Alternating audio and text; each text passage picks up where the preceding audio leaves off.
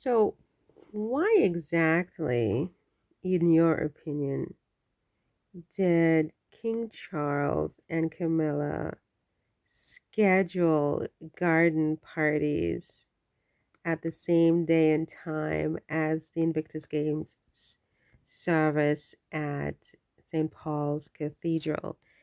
It just seems so intentional and so callous coming from a sick man, a man who's like cancer stricken. I mean, doesn't this kind of stuff make you more thoughtful, more sensitive, more repentant, more open minded, more open hearted, more loving?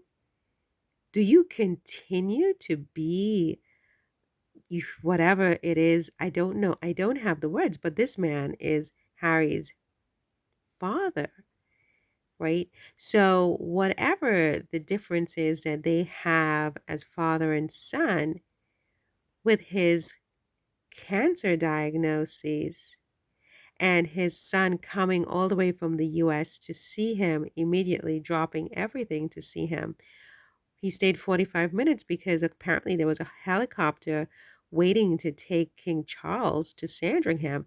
He didn't really have time for Harry, right? So Harry turned right around and went back to America, telling his father that if you need me, I'm there, right? So Harry has shown a willingness to be there for his father.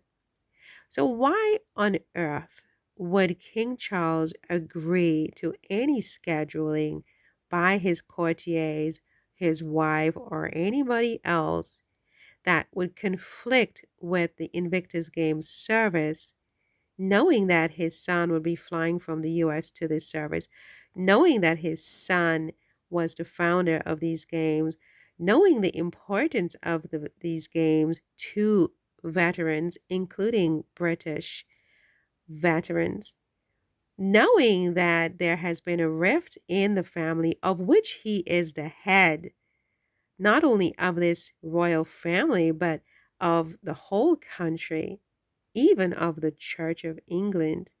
So it is really incumbent on him more than anyone else in this situation to be a mender of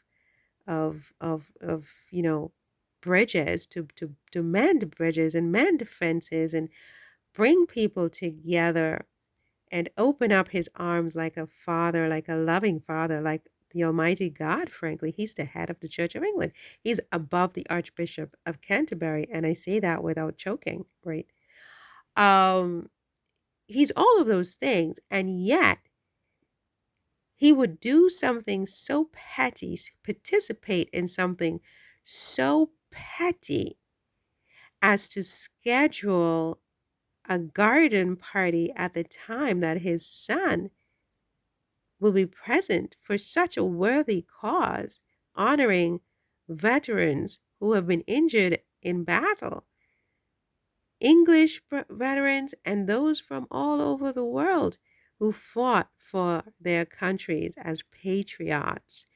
How unpatriotic can you be as a head of state, as a head of the Church of England, as a head of a family, as a father? It is absolutely astounding. But what's even more astounding than that is to have this be the context, and then for these people to gloat about it that he's too busy to see Harry during Harry's visit. I mean, lest this man should just keel over. But then the idea that the British press is making it sound like Harry has an obligation to go see his father when he comes to the UK for the Invictus Games, and moreover to go see Kate Middleton.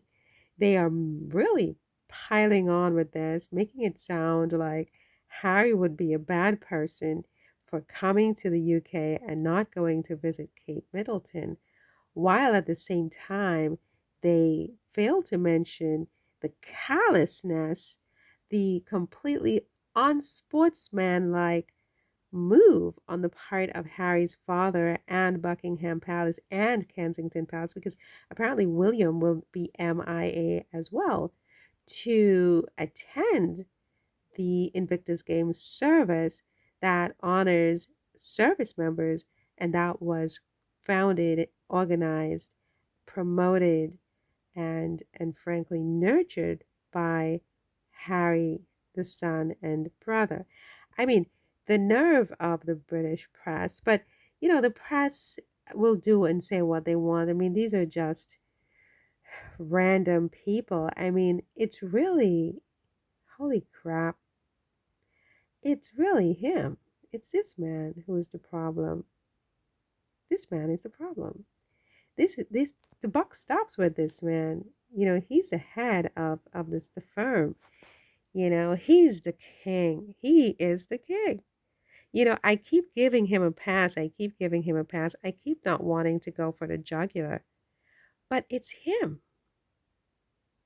It's not anybody in the court um, encouraging him to do this. It's him being the one who asks for these things to occur. It's him signing off on these things. It's him agreeing to these things. It's him wanting these things, intending these things. He's the one who said he had no money to pay Meghan. He's the one that told Harry that don't bring her to to Balmoral to just pay the last respects to the Queen. He is the one who okayed this trolling of Meghan with the jam coming out of Buckingham Palace after Meghan sent some jam to her friends. He's the king. Everything goes through him. He's the final say in that palace, right? He's the one who made Camilla the queen when she was supposed to be queen consort. Now it doesn't even appear that his heir and liege man is even talking to him. It's this man. It's him who's the problem.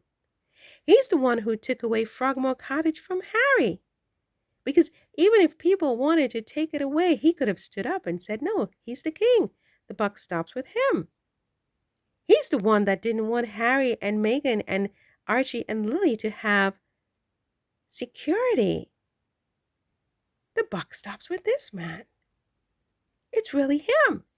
And the notion that you're going to now tell me that Harry should go over to the UK and rush to see him, and on top of that, cherry on top, Kate Middleton under these circumstances. I don't even know what to say anymore with these people. These people they're special. This is a special class and level. I guess that's what it means to be an aristocrat, right? That's why their blood is blue. They don't have red blood. They couldn't possibly. They have blue blood. They're not human, right? They can't possibly be human because the emotions that a normal human being would have in this situation, this man just isn't showing it at all. And he has cancer, allegedly.